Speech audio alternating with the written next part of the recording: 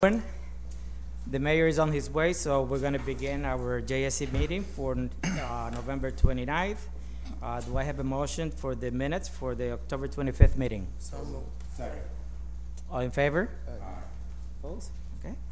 Do I have a motion for acceptance of the minutes of the November 15th meeting? So moved. Second? Second.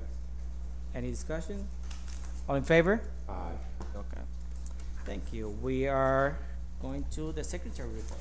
Yes, good morning. Good morning. In your packet, there's a proposed list of meeting dates for 2019. If you can kindly review them, and we can maybe finalize it at the next meeting to officially post it for the new year. We are anxiously awaiting word from the SCD about the Nottingham plans and specifications. They are actually working on it this morning. And if we get a phone call in time, we can approve agenda item number 11, which is to add Nottingham to the 2019 borrowing. However, if we do not get that phone call, we may need a special meeting. And the dates that come to mind would be December 6th or 13th. Okay. The 6th should be, we're assuming because they're working on it today, that SED would be ready by the 6th. So I don't know how the board feels about that. We just need 4 members for a quorum. Okay. But we'll, if there's a general consensus that the 6th might be doable, I'll let the board know. Okay. I mean, that looks good for me right now, but. Sure. It's good to, I know it's a busy time of year with the holiday season. And finally, we have our annual JSCB audit from the Bonadio Group. And I believe they're ready to make their presentation. Okay.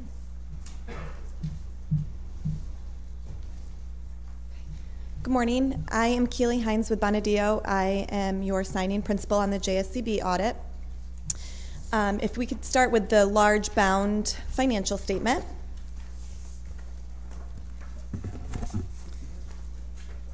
On page 1 is our independent auditor's report. This outlines management's responsibility as well as our responsibility, which is to express opinions on these financial statements. And if you see at the bottom of page 1, we stated that we feel that the financial statements are presented fairly in all material respects. So this is the highest level of assurance that we can provide on your financial statements. So this is what you are looking for.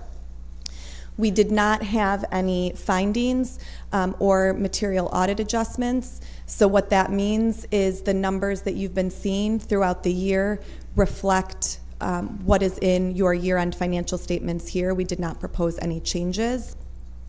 And we did not identify any items or concerns that we felt would be needing to be communicated with you folks as those charged with governance. So again, that's ultimately what you're looking for as a result of your audit.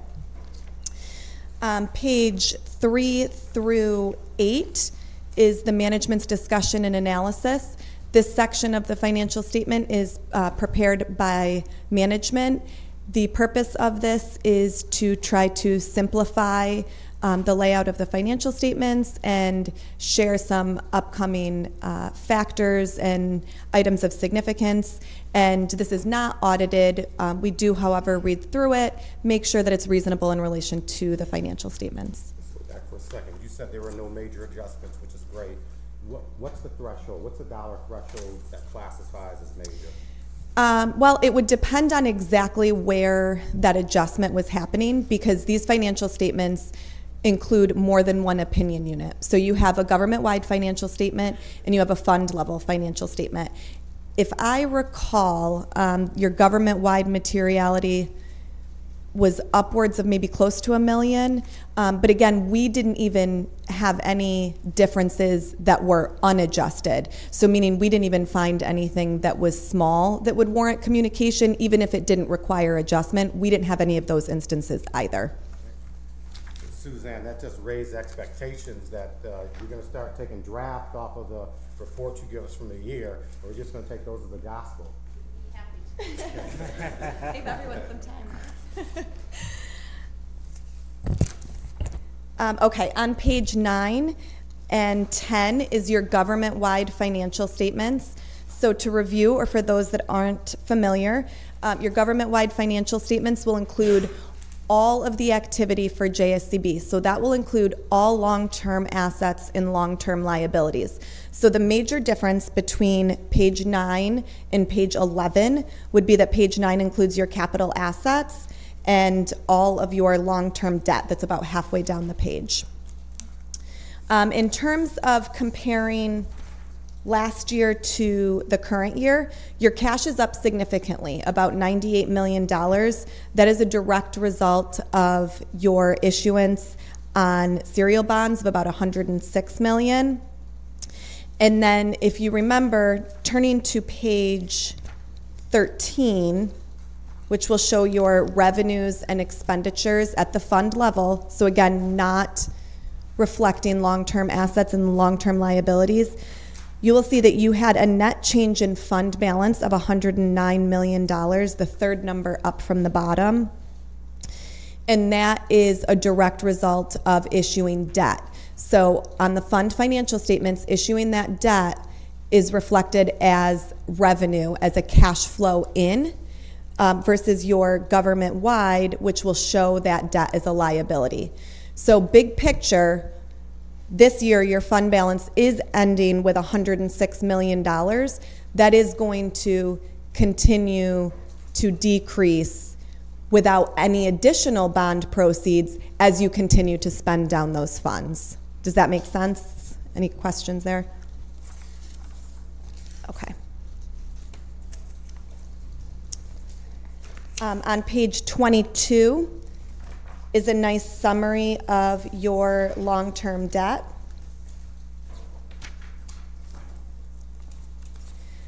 So you'll see at the bottom of page 22, you had 2 issuances for the total of just under $106 million.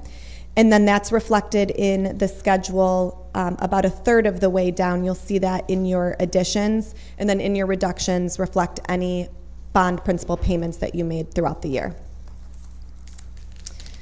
Page 23 will give you detail on your bands. You issued about $22 million in bands and paid off bands of about $36 million for an ending balance of $15. And then back to footnote 2, capital assets on page 21.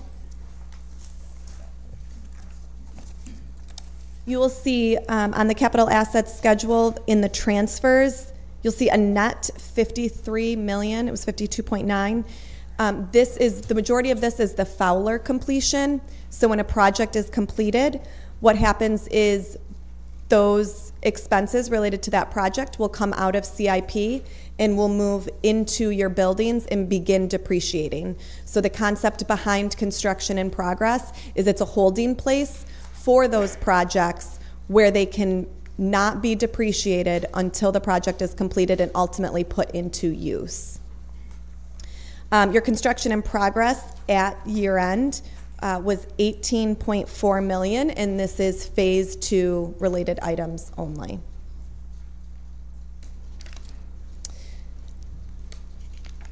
And then flipping back between page 19 through 21, we talk about new and upcoming GASB pronouncements.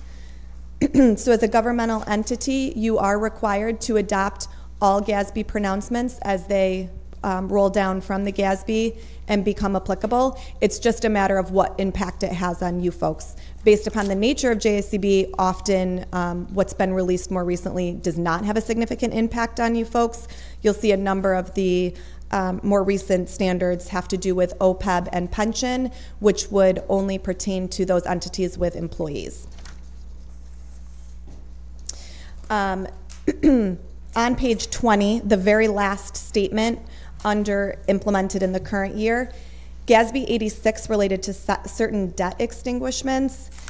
This would be if you had defeased debt with only using your existing resources and assets. So if you had had cash to defease your debt, that's where that statement would come into play. So that was not applicable. I suppose could potentially be at some point, but no major impact again.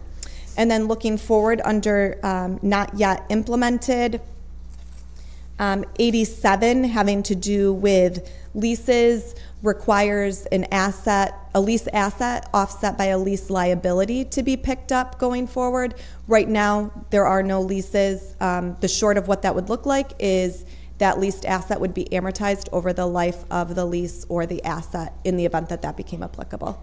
So you said it's applicable, and that certainly would be one. There's some that aren't gonna be ever applicable, you know, certain retirement obligations. We have to state these? Well, we include them in here to acknowledge that the GASB has issued these statements, and by issuing a financial statement in accordance with GASB, you're ultimately adhering to those. It's just whether there's an impact on you. And in this case, no significant impact on any of the newly adopted for the current year. And at this point, we don't foresee anything coming down the chute with the not yet implemented that will be over the next year or two. Any questions on the financial statement? I just have one final one for you. Is the income statement and balance sheet is just for the past fiscal year. You don't prepare those to show the past 2 fiscal cycles, so you know we can just get a sense of what the revenues look like and the fund balance from the prior years. Yep, you'll see that you can obviously see your beginning fund balance, your change, and then your ending, but no. Typically, because a governmental statement includes 2 sets of financial statements, reconciliations, they don't get issued comparatively. If you see comparative statements on a governmental entity, it may be because it only has a proprietary fund, so a business type activity, but that's not the case here. So these do get issued 1 year. We'd be happy to bring in the future a comparative chart separate from the financial statement if you think that would be helpful. No, I probably just need to bring the prior year, or I need to retain the prior year, just comparison. Okay. Any other questions? I don't have a question, Mayor. I just offer to you and to Jaime, to your respective teams, Suzanne, Donna, Julie, Katie's no longer here, and Dave, you did a great job. You know, this is great. Great statement. Yep, and to point out, Julie prepared the entire statement this year, so we get it bound in, the Bonadio cover and stick our report on it. But ultimately, she prepared everything, and again, as I had said, no adjustments were proposed. So you did a great job. And I said Kate, who's no longer here, so to clarify, Kate, who was with us, but no longer in the school district. Yeah. No longer here, has different connotations. Yeah. certain communities. And then you'll see a 2-page or 3-page stapled document. We call this the report card. This just sums up, again, the results of the audit. We're required to disclose to you specifically the new pronouncements that were adopted. Again, no significant impact for you folks. And then we have to outline and communicate with you any instances of disagreements with management, any adjustments that we made, and there was none of that. So pretty boring. That's what you're looking for. Okay. All right. Thank you. Thank you. Hey, good morning, everyone. Apologize for being late, but I appreciate you skipping over the program manager report. And now that I'm here, I'd love to hear one. So. Good morning. Morning. Good morning. Currently, we're out on the street out to bid with Corcoran. We anticipate taking bids on that within a couple weeks here. Bidder participation seems to be okay at the moment. It's been a concern of ours from the previous bids. Currently, we have 3 GCs that are interested, and they've taken plans and specs. They're asking questions, which is all good signs that they're going to bid the project. So that's good news. We are anticipating approval from SED for Nottingham, which will then be the next project that we put out to bid after the first of the year. And we anticipate that. I was hoping to get a phone call before the meeting, but I haven't gotten it yet. So we'll be in touch as soon as I hear something. I'll let you know. The rest of the Tranche 2 projects, Clary, Elms, Danforth, have all been resubmitted to SED with addendums, pending final response from them. Henniger is one that we're still working on to send the addendum in, which we anticipate sending it in within a week or so. And then should have approval on all of the Tranche 2 buildings by the end of the school year, end of the calendar year. In construction, Bellevue continue to work on interior renovations, where they're working on putting up walls, hanging sheetrock, mechanical rough-in, cutting in the new exterior windows. Ed Smith, again, continuing with the interior renovations, a lot of mechanical rough-in, working on the new boilers and the piping. The addition, they're working on the foundations for the gymnasium. Over at Fraser, still working on windows and miscellaneous items. We anticipate substantial completion here by the end of the year. There are some punch list items, weather permitting. Hopefully we can squeeze in on some of the site work there this year. If not, we'll get those in the spring. Grant, continuing rework of the bathrooms there, working on the tiling, and then the interior mechanical rough-ins, which is controls, electrical running conduit, make ready work for switching systems over on breaks. And then the exterior facade, we're on the last elevation there of tearing that off. We did run into a lot of unforeseen conditions in taking the facade off. Conditions weren't as we anticipated, so we've got a couple engineering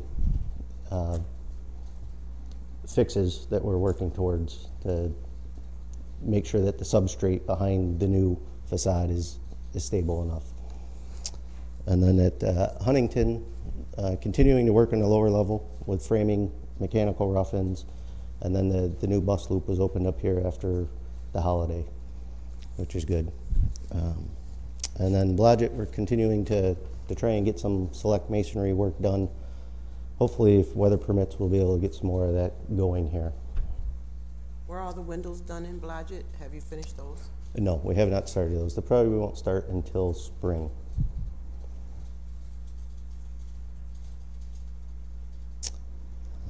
Any questions?